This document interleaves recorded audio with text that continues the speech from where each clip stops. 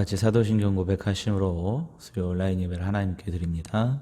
전능하사 천지를 만드신 하나님 아버지를 내가 믿사오며 그 외아들 우리 주 예수 그리스도를 믿사오니 이는 성령으로 잉태하사 동정녀 마리아에게 나시고 본디오 빌라도에게 고난을 받으사 십자가에 못 박혀 죽으시고 장사한 지 사흘 만에 죽은 자 가운데서 다시 살아나시며 하늘에 오르사 전능하신 하나님 우편에 앉아 계시다가 저리로서 산자와 죽은 자를 심판하러 오시리라. 성령을 믿사오며 거룩한 공예와 성도가 서로 교통하는 것과 죄를 사하여 주시는 것과 몸이 다시 사는 것과 영원히 사는 것을 믿사옵나이다. 아멘. 우리 다 같이 함께 주께 드리는 나의 시 찬양 함께 드립니다. 나의 모든 기도가 주님께 드려지는 아름다운 시가 되게 하여 주소서. 나의 모든 찬양이 아름다운 노래가 되기를 원하나이다. 나의 모든 생각이 주님께 올라가는 향기로운 향이 되게 하여 주소서. 나의 모든 행실이 하나의 예배가 되기를 원하나이다. 당신의 크고도 놀라운 사랑을 의지하며 경배드리니 나의 고통과 나약함을 사랑으로 감싸주소서.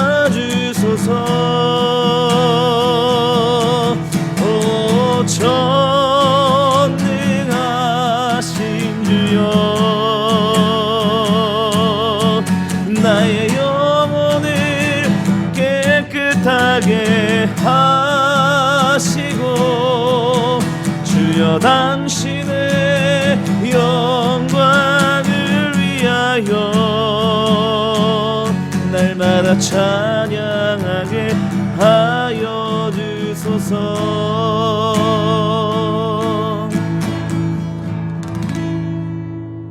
하나님 말씀은 이사야서 27장 1절부터 11절까지 말씀 우리가 함께 나눕니다. 그날에 여호와께서 그의 견고하고 크고 강한 칼로 날랜 뱀 리워야단 곧 꼬불꼬불한 뱀 리워야단을 벌하시며 바다에 있는 용을 죽이시리라.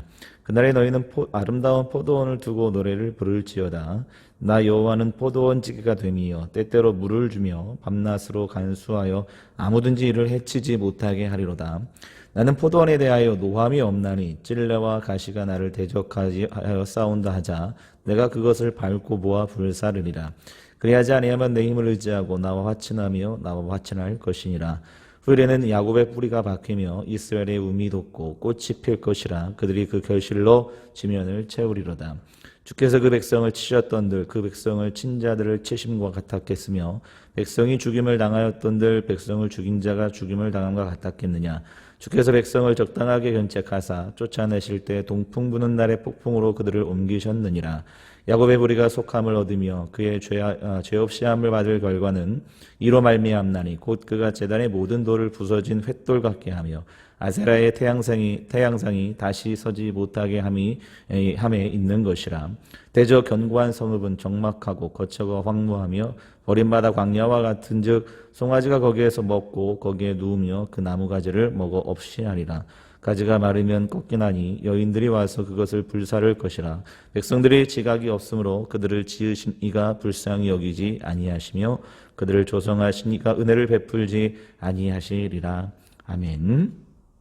오늘 본문에 이제 이스라엘의 이제 심판과 회복에 대한 말씀을 우리가 함께 27장에서 함께 나누고 있습니다. 오늘 보면 1절과 2절을 보시면 그날에 또 그날에라는 말이 두 번이 등장하고 있어요.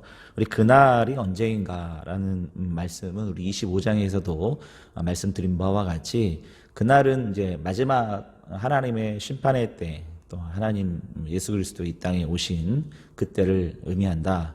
이렇게 말씀을 드렸는데 두 가지 이야기가 있다고 말씀드렸죠. 하나는 마지막 때, 그때 하나님의 궁극적인 심판이 임하시는 그 마지막 때를 의미하는 것이고, 또 하나는 예수 그리스도께서 이 땅에 오셨을 때, 초림하셨을 때, 그때가 이미 메시아를 통해서 심판이 벌써 완성되고 이루어지고, 그리고 하나님 나라가 그때 이제 다시 회복되는 것이다. 이런 두 가지 의견에 대해서 지난번에 말씀드린 바가 있습니다.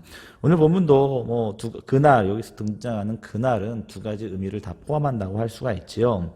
그날이 되면 특징적인 것은 여기 보시면 날렘뱀, 강하고 크고 강한 칼로 날렘뱀 리워야단 곧 꼬불꼬불한 뱀 리워야단을 벌하신다. 그리고 바다에 있는 용을 죽이시리라.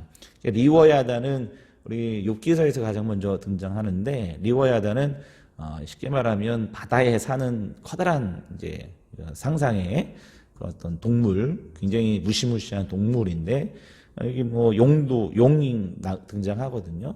그러니까 바다의 용과 그리고 리워야단은 사단의 우두머리로서 구약에서는 생각하고 있는 것을 볼 수가 있습니다. 그때가 되면 하나님께서 그 리워야단과 용, 즉 사단의 세력들 전부 심판하실 것이다. 이렇게 말씀하고 있지요. 그리고 나서 하나님께서 아름다운 포도원을 다시 가꾸시고 아름다운 포도원을 다시 일구신다라는 말씀이 2절부터 3절, 4절 이렇게 말씀하고 있는 것을 볼 수가 있습니다. 그때에는 하나님의 이스라엘을, 참 이스라엘을 하나님께서 직접 돌보시고 그들을 하나님의 품에서 직접 보호하시는 그날이 올 것이다 라는 말씀 하시고 계십니다. 그래서 하나님을 대적하는 그 어떠한 세력도 하나님께서는 가만두지 아니하시고 모아다가 다 불사를 것이다 이렇게 말씀하고 있지요. 그래서 이제 이런 하나님의 궁극적인 심판과 또 하나님을 믿는 참 이스라엘들은 궁극적으로 그들을 모아 그리고 다스리는, 참으로 다스리는 그 나라가 마지막 하나님의 그 마지막 종말의 때에 이루어질 것이다 라는 그런 말씀도 되지만, 사실은 예수 그리스도께서 이 땅에 오셨을 때에 이미 십자가와 부활이라는 사건을 통해서 이미 사단의 세력들을 심판하신 거죠. 그리고 예수님이 승리하신 거죠. 그리고 참 이스라엘, 예수님께서도 요한복음에서 본인이 포도나무고 너희는 가지다라고 말씀하셨듯이 이제는 그 포도원이 이스라엘을 상징하는데, 이제는 예수 그리스도를 믿는 그 무리들은 참 포도원이 되어서, 포도 열매가 되어서 참 이스라엘로서 세워지는, 그래서 예수님의 보호 아래, 그리고 또 하나님의 보호 아래서 그걸 모으시는, 그렇죠? 그런 말씀이 요한복음에 등장합니다. 그래서 오늘 본문은 예수 그리스도께서 이 땅에 오셔서 참 이스라엘들을 회복하시고 그들을 보호하시는 그런 말씀이 오늘 본문에 등장하고 있다는 것입니다. 그래서 여기 보시면 7절부터 이제 8절까지 말씀은 하나님께서 이스라엘 백성들을 이제 심판하시는, 우리가 지금까지 계속해서 살펴보았는데, 하나님의 심판이 이방 나라들뿐만 아니라 불순종했던 이스라엘과 예루살렘에도 임할 것이라는 것을 우리가 이사야 선지자를 통해서 함께 나누지 않았습니까? 그런데 그 본문에는 7절부터 8절에는 이스라엘, 자신의 하나님의 백성인 이스라엘을 심판하는 것과 또 그 이스라엘을 괴롭혔던 그 이방 나라들을 심판하는 것과 같겠느냐, 이런 말씀이 등장을 합니다. 그래서 여기 8절 보시면 주께서 백성을 적당하게 견책하사 쫓아내실 때에 동풍 부는 날에 폭풍으로 그들을 옮기셨느니라 라고 말씀하고 있죠. 그래서 여기 적당하게 견책하셨다, 견책했다라는 말은 바른 길로 이렇게 책망하셨다, 이런 말씀이 되거든요. 그러니까 우리 믿는 자들의 심판은 늘 우리가 이제 많이 들었던 얘기잖아요. 믿는 자들의 심판은 그들을 멸망으로 인도하는 것이 아니라 그들을 다시 주님의 품으로 인도하기 위한 심판이다. 그죠? 그런 말씀을 우리가 많이 듣지 않았습니까? 그러니까 견책하셔서 우리를 바른 길로 인도하는 그런 하나님의 꾸짖음이다. 이렇게 이제 해석을 할 수가 있습니다. 근데 문제는 뭐냐면 여기 9절부터 10절, 11절입니다. 여기 뭐라고 말씀하냐면 야곱의 뿌리가 속함을 얻으며 그의 죄 없이 함을 받은 결과가 뭐 때문이냐? 그거는 밭 곧 제단의 모든 돌을 부서진 횃돌 같게 하며 아세라와 태양상이 다시 서지 못하게 함에 있는 것이라 이렇게 말씀하고 있어요. 그 다음에 이제 그 뒤쪽에 말씀은 대저 견고한 성읍은 적막하고 거처가 황무하여 이렇게 말씀하고 있죠. 그러니까 제가 지난번에도 견고한 성읍에 대한 이야기를 말씀드렸잖아요. 그러니까 우리가 이제 사람들은 안전을 추구하는데 안전을 추구할 때 고대 사람들은 성읍 안에 있는 살 때, 그러니까 성이 있으면 그 성읍 안에 사는 것이 그들에게 있어서는 가장 안전한 것이다. 이렇게 이제 여긴다고 말씀드리지 않았습니까? 그러니까 그들은 이제 가장 영원한 우리 안식처가 되고 우리 안전한 곳은 하나님의 품이 되어야 되는데 여기 견고한 성읍에서만 그들의 견고한 성읍을 의지하고 견고한 성읍만 바라보는 하나님의 품으로부터 떠나는 그러한 일들이 이스라엘 백성들 가운데 있었기 때문에 하나님이 심판하셨다는 것이거든요. 그러니까 두 가지 예외를 두고 있어요. 하나님이 견책해서 곧바로 이스라엘을 하나님의 품으로 다시 포도원으로 이끄시는데 두 가지 예외사항이 있는 거예요. 첫 번째는 뭐냐면 우상숭배예요. 여기 그들이 이제 속함을 받은 이유가 태양상을 다 부셨기 때문이다. 아세라상을 다 부셨기 때문이다. 이렇게 등장하고 있거든요. 그 예외가 있는 거예요. 만일 그들이 다시 태양상을, 제단의 태양상을 세우고 아세라를 섬기고 우상에 빠지게 된다고 한다면 그러면 하나님이 그들을 다시 심판의 자리로 몰고 갈 수밖에 없다라는 것이 이사야 선지자의 말씀이죠. 또 여기 견고한 성읍은 여기 버림받아서 광야와 같이 될 것이다라는 이 말씀에는 뭐냐면 우리가 영원한 우리의 안식처인 하나님의 품에 거하여야 되는데 세상 안식처인 견고한 성읍을 의지하고 한다면 그들이 다시 하나님께로부터 버림받게 될 것이다 라는 것이 이사야 선지자의 오늘 본문을 통해서 전해주시는 메시지라는 것입니다. 자 보세요. 여기 우상이라는 것은 우리가 우상의 정의는 뭐 하나님보다 더 사랑하는 것이 우상이다 뭐 이렇게 얘기를 하는데 사실은 우상은 뭐 한마디로 이야기하면 만들어지는 거거든요. 그러니까 하나님은 모세가 하나님에게 누구라고 소개합니까? 라고 질문했을 때 하나님은 나는 스스로 있는 자다라고 말씀하셨잖아요. 그러니까 하나님은 스스로 계신 거예요. 인간에 의해서 뭔가 만들어지고 인간에 의해서 세워지는 신이 아니고 하나님은 그냥 스스로 계신 분이거든요. 그러니까 우상의 본질은 뭐냐면 인간의 욕심의 거울이에요.